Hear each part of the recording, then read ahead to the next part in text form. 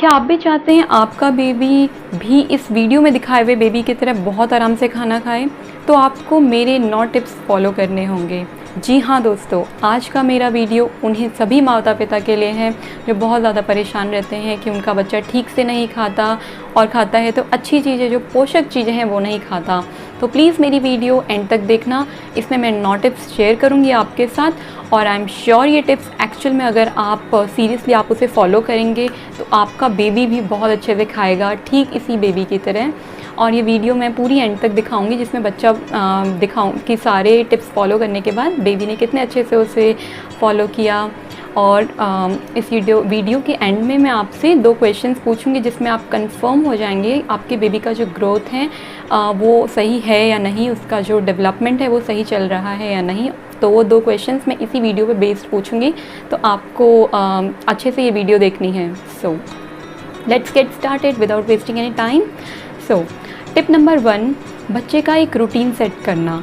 बच्चे का routine set करना एक बहुत ही ट्रिकी सा है, बिकॉज़ बच्चे कभी खाते हैं नहीं खाते हैं, कभी एक उनका पर्टिकुलर हम लोग ही कहीं ना कहीं डिले कर देते हैं। तो आपको क्या करना है, बच्चे का एक पर्टिकुलर टाइम बनाना है। अगर वो मॉर्निंग में ब्रेकफास्ट आप 7 AM दे देते हैं तो वो नेक्स्ट टाइम ही उतने ही बजे देना है, चाहे वो कितना भी खाए, ज़्यादा खाए कम खाए, दैट डजेंट मैटर, आपको उसी टाइम पे उसे ब्रेकफास्ट देना है। देन लंच, डिनर, आप ये सब चीज़ें एक नोट कर लीजिए कि उसका कितने बजे कौन सा मील का टाइम है। और इन बिटवीन आप जो उसमें आप कोई भी स्नैक्स उसे सर्व करना चाहते हैं, लंच और ब्रेकफास्ट के बीच में अगर आप सर्व कर रहे हो तो उसका भी आप एक टाइम नोट कर लो कि स्नैक 1 स्नैक 2 का जो टाइम है वो कितने बजे है। सो ये बहुत ज़्यादा इंपॉर्टेंट है। अगर हम अलग अलग टाइम पे बच्चों को खाना देंगे तो उनका बॉडी क्लॉक जो होता है वो कंफ्यूज हो जाता है और वो ढंग से खाना नहीं खाते। तो सबसे इम्पॉर्टेंट है बच्चों का बॉडी क्लॉक डिसाइड करना, उनका जो टाइम टेबल है, रूटीन सेट है खाने का, वो रूटीन सेट होना चाहिए। अगर आप ये करेंगे तो आपका बच्चा नेक्स्ट टाइम उसे प्रॉपर तरीके से पता होना होगा कि हाँ मेरा भी खाने का टाइम है, वो कुछ टाइम में वो पिक कर लेगा। सो टिप नंबर 2 है right food at right age in a right way. सही खाना सही तरीके से सही एज में किस तरीके से देना है। देखो कुछ लोग क्या होते हैं, उन्हें लगता है कि 5-6 महीने का बच्चा हुआ उसको दाल का पानी देना स्टार्ट कर देते हैं, जो कि सही नहीं है। दाल का पानी या सॉलिड स्टार्ट करने का एक टाइम होता है। तो मतलब हर सॉलिड की एक तरीका होता है, एक एज होती है, और उसमें किस तरीके से आप दे रहे हो। एक मैं एग्जांपल देती हूँ आपको। अगर आप एप्पल देते हैं, एप्पल हम 8 मंथ या 9 मंथ के बेबी को अलग तरीके से देते हैं, उसे हम प्यूरी फॉर्म में देते हैं, तो उसे उसी तरीके से देना है। 1 ईयर के बेबी या उसके 1.5 ईयर के बेबी को हम छोटे छोटे पीसेस में देते हैं, जो कि उसका सही तरीका है। और उसके बाद हम 3-4 ईयर्स के बेबीज़ को जो टॉडलर्स होते हैं उनको अलग तरीके से देते हैं। तो ये जो वेरिएशन होता है ना, ये हमें तरीका पता होना चाहिए कि कौन सा खाना बच्चे को किस तरीके से खिलाना है, बहुत ज़्यादा ज़रूरी है। अगर आप इस तरीके से करोगे तो बच्चा आप एक इंटरेस्ट दिखाएगा खाने में, मतलब हम ज़बरदस्ती उसके पीछे नहीं लगे रहेंगे। अगर आप उसको प्यूरी फॉर्म में एक सर्टेन एज के बाद दोगे तो वो उसे अच्छा भी नहीं लगेगा और वो उसकी हेल्थ के लिए भी ओवरऑल सही नहीं होगा बाद के लिए। So tip number 3, maintain gap in every meal. हम हर मील के बीच में एक पर्टिकुलर गैप मेंटेन करना है। जैसे कि ब्रेकफास्ट और स्नैक्स, अगर हम ब्रेकफास्ट के बाद एक फ्रूट वाली सर्विंग रखते हैं तो उसमें एटलीस्ट आपको कुछ गैप मेंटेन करना है। आप अपने अकॉर्डिंग, अपने बेबी के अकॉर्डिंग इसको डिसाइड कर लो। जैसे मैंने एक टाइम बना रखा है, 2.5 आवर्स का मैं गैप देती हूँ। इससे क्या होगा, बच्चे को भी पता होगा। अगर हम बार बार 10-15 अगर बच्चे ने ढंग से नहीं खाया और हम 10-15 मिनट्स में उसको बार बार खिलाते रहेंगे तो उससे पता है कि हमें तो फिर से मिल जाएगा। तो वो क्या होगा, वो कभी खाएगा और कभी नहीं खाएगा, उसका बॉडी क्लॉक एक डिस्टर्ब हो जाएगा। तो आपको एक गैप जो है वो मेंटेन करना ही करना है। और वो स्ट्रिक्ट आपको थोड़ा सा ना इसमें स्ट्रिक्टनेस दिखानी होगी कि आपको 2.5 या 2 आवर्स का तो गैप होना ही चाहिए। सो देन है आपका tip number 4, give time for physical activities. अब ये बहुत ज़्यादा इम्पॉर्टेंट चीज़ है कि हम बच्चे को फिज़िकली एक्टिव एटलीस्ट दिन में 3 या 4 बार उसे फिज़िकली पूरा एक टाइम दो जिसमें वो एक्टिव रहे। उसको आप एक्सरसाइज करवा सकते हो या उसको कुछ इंडोर एक्टिविटीज़ करवा सकते हो। अगर कोरोना का टाइम है, आप बाहर नहीं जा पा रहे हो, तो उसको घर के अंदर ही कुछ आप कोई गेम खिला सकते हो जिसमें वो फिज़िकली एक दौड़ भाग करे, अपना मूव करे, अपने बॉडी पार्ट्स मूव करे, और उसका एक वो उसके डेवलपमेंट के लिए भी अच्छा होगा, कॉग्निटिव डेवलपमेंट के लिए अच्छा होगा। तो आपको उसको एक्टिव रखना है, उसको स्मार्टफ़ोन या कोई डिजिटल डिवाइस नहीं देना है, इससे उसको भूख भी लगेगी कुछ टाइम पे।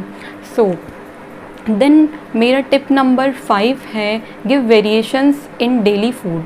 आप जो भी उसका डेली फूड होता है, जैसे कि हम रोटी, दाल और चावल जो होता है, ये हर दिन ऑलमोस्ट खिलाते हैं, जो हेल्थ के लिए भी बहुत अच्छा है। तो आपको उसमें ना एक वेरिएशन देना है, उसे अलग अलग तरीके से खिलाना है। कैसे खिलाना है? जैसे कि आप रोटी, आज आपने नॉर्मल रोटी दी, नेक्स्ट डे आप उसमें रोटी में कुछ आप पुदीना की रोटी बना दो, या फिर आप जीरा रोटी बना दो। अगर बच्चा बहुत ज़्यादा पिकी ईटर है तो आप उसमें थोड़ा सा जैगरी डाल सकते हो। इस तरीके से एक वेरिएशन देने में बच्चे को इंटरेस्ट आएगा खाने में। ये बहुत बहुत ज़्यादा इम्पॉर्टेंट है। देन मेरा टिप नंबर 6 है, आई थिंक ये 95% इंडियन पेरेंट्स को नहीं पता होता, intake of zinc in a child diet. बच्चे की डाइट में जिंक का जो कंटेंट होता है वो बहुत बहुत ज़्यादा ज़रूरी होता है। हाँ, मैं फिर से रिपीट करती हूँ, बहुत बहुत वाइटल न्यूट्रिएंट होता है जिंक बच्चे के लिए। बहुत कम अमाउंट में चाहिए होता है ऑल्दो, बट उसको ज़रूरत बहुत ज़्यादा होती है बच्चे को। तो जिंक अगर नहीं होगा बच्चे में, वो प्रॉपर ग्रोथ नहीं हो पाएगी उसकी, बच्चा चिड़चिड़ा रहने लगेगा और आप समझ ही नहीं पाएंगे कि एग्जैक्टली क्या प्रॉब्लम हो रही है बेबी के साथ। तो अब बात करते हैं कि जिंक हम कौन सी डाइट से, हम इंडियन डाइट में कौन सी हम ले सकते हैं। तो कुछ मैं आपको बताती हूँ, जैसे कि ओट्स हो गया, ओट्स की खीर होती है, उसमें जिंक का काफ़ी अच्छा कंटेंट होता है। तो आप ओट्स की खीर बना सकते हो बच्चे को, या फिर नमकीन ओट्स दे सकते हो। काजू और बादाम, अगर बच्चा ये भी नहीं खा रहा है तो आप काजू और बादाम का पाउडर डाल के मिक्स करके आप किसी भी खाने में आप उसे दे सकते हो। प्लीज़ प्लीज़, जिंक मेटल बहुत इंपॉर्टेंट होता है बच्चे की ओवरऑल ग्रोथ के लिए, आप इसको नेग्लेक्ट मत करना। ओके, देन है tip number 7, no milk in between as a meal. मतलब इसका क्या मतलब है? दूध देना है बट एज ए मील नहीं देना आपको। आप बीच में दे सकते हो, जैसे कि आपने ब्रेकफास्ट करवाया एक पर्टिकुलर टाइम पे, उसके बाद आप उसे जब आप उसका नेक्स्ट जो टाइम होगा स्नैक्स का, एज ए स्नैक्स 10 बजे या 11 बजे जब भी आप करते हो, आप उसको दूध दे सकते हो, लेकिन उसको एज ए लंच नहीं देना कि हाँ भाई 2 बजे आप उसको एज ए लंच आप उसको दूध दे रहे हो। कभी भी दूध एज ए मेन जो मील होता है वो बच्चे को आफ्टर 1 ईयर नहीं देना है। हाँ, इससे क्या होता है, कुछ लोग, पुराने लोग ये मानते हैं कि दूध देना बहुत अच्छा होता है, बट अगर आफ्टर 1 ईयर आप सिर्फ दूध ही दूध दे रहे हो, बच्चों का आयरन एब्जॉर्प्शन कम हो जाता है बॉडी में और उनको आयरन की डेफिशिएंसी हो सकती है। तो दूध आपको सिर्फ 450 ml यानी कि आधा लीटर से थोड़ा सा कम देना है, उससे ज़्यादा नहीं देना है दूध आफ्टर 1 ईयर। बच्चों को सॉलिड्स में मेन फोकस उनका सॉलिड्स देना है। बच्चे खाते हुए बड़े होने चाहिए, पीते हुए बड़े नहीं होने चाहिए आफ्टर 1 ईयर। ये इम्पॉर्टेंट चीज़ है जो हम कहीं ना कहीं लैक कर जाते हैं। देन है tip number 8, weight versus age growth chart. ये एक आई थिंक जितने भी लोग वैक्सीनेशन करवाते हैं अपने बच्चों को, उन सभी लोग को मालूम होता है, और अगर आपको नहीं मालूम है तो आप नोट कर लीजिए, मैं डिस्क्रिप्शन बॉक्स में दे दूँगी जो भी हमारा ये ग्रोथ चार्ट होता है, जिससे हम बच्चे की एग्जैक्टली हम ये बता सकते हैं कि वो हेल्दी है या नहीं है। अब ये ग्रोथ चार्ट मतलब आप कैसे बता सकते हो सामने वाला बच्चा हेल्दी, हम लोग बोलते हैं ये बच्चा पतला है, बट आपको किसी के ओपिनियन की ज़रूरत नहीं होनी चाहिए। यहाँ पे आप इसमें यस और नो होनी चाहिए, हाँ बच्चा कमज़ोर है या नहीं है। आपको वो ग्रोथ चार्ट के अकॉर्डिंग उसकी देखनी है, एज है, इस एज में उसका इतना वेट होना चाहिए, देन नेक्स्ट वो एक कुछ एज उसकी बढ़ी, कुछ मंथ्स बढ़े तो उसका कितना वेट होना चाहिए, तो वो इंक्रीजिंग होना चाहिए। तो आपको यस और नो में होना चाहिए आपका बच्चा हेल्दी है या नहीं है। तो ये चीज़ बहुत ज़्यादा इंपॉर्टेंट है, आप इस ग्रोथ चार्ट को इसमें चेक करना, ये बहुत ज़्यादा इंपॉर्टेंट है। आप इसको कंटिन्यूसली इसमें आप नोट डाउन करना कि हाँ आपके बच्चे का ग्रोथ कैसा हो रहा है। देन टिप नंबर 8 है यूज़ ऑफ योगर्ट। आपको योगर्ट, दही, घर की जमी हुई दही यूज़ करनी है। ये बहुत अच्छा प्रोबायोटिक होती है, बच्चे के हेल्थ के सिस्टम के लिए बहुत अच्छी है, डाइजेस्टिव सिस्टम के लिए बहुत अच्छी है। अगर बच्चे को कॉन्स्टिपेशन वगैरह ये सब नहीं होगा तो वो कहीं ना मतलब एक और बाकी प्रॉब्लम्स नहीं होंगी पेट की, तो बहुत अच्छे से खाना खाएगा। तो ये बहुत आप हर दिन डाइट में जो कर्ड है, घर की जमी हुई कर्ड, उसे इंक्लूड करना।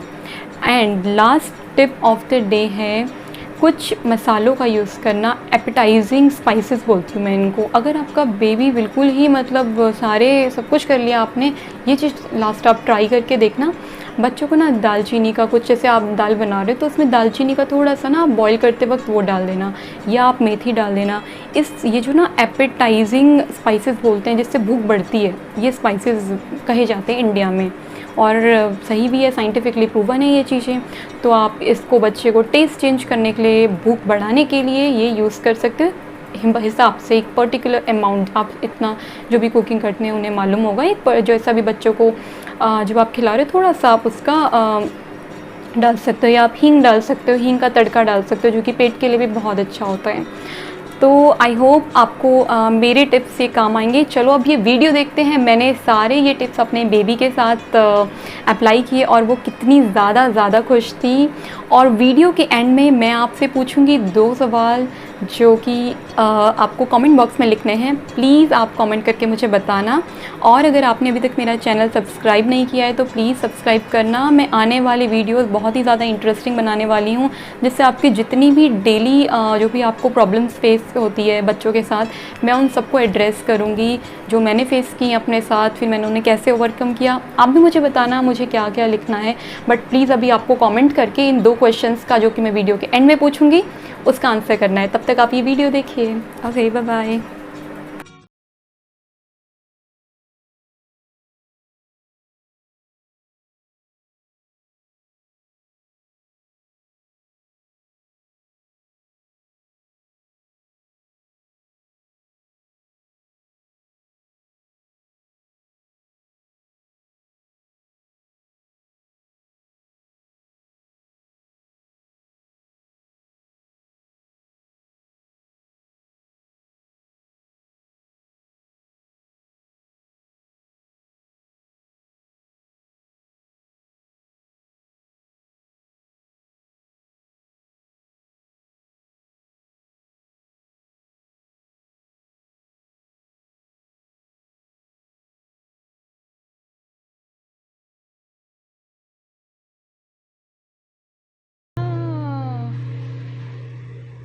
Oh, wow.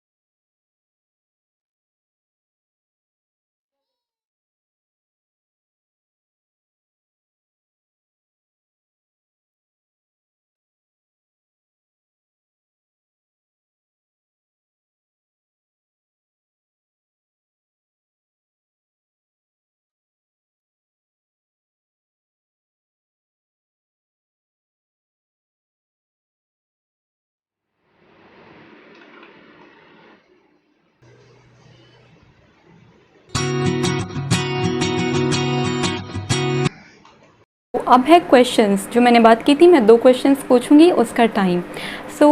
मैंने वीडियो में ऐसे कौन से मेटल की बात की है जिसके ना मिलने से बच्चा चिड़चिड़ा हो जाता है और उसकी ग्रोथ जो होती है वो हैम्पर करती है। तो ये है फर्स्ट क्वेश्चन। सेकंड क्वेश्चन है, मैंने ऐसे वीडियो में ऐसे कौन से चार्ट की बात की है जिससे हम कंफर्म हो जाएंगे कि हमारे बच्चे का जो ओवरऑल डेवलपमेंट है वो सही है या नहीं। तो आपको इन दोनों ही क्वेश्चंस का आंसर कमेंट बॉक्स में लिख के मुझे बताना है। और प्लीज़ मेरे साथ शेयर करना कि आपको मेरी वीडियो कैसी लगी। और अगर आपने सब्सक्राइब नहीं किया तो please subscribe my channel. Thank you so much. Bye bye.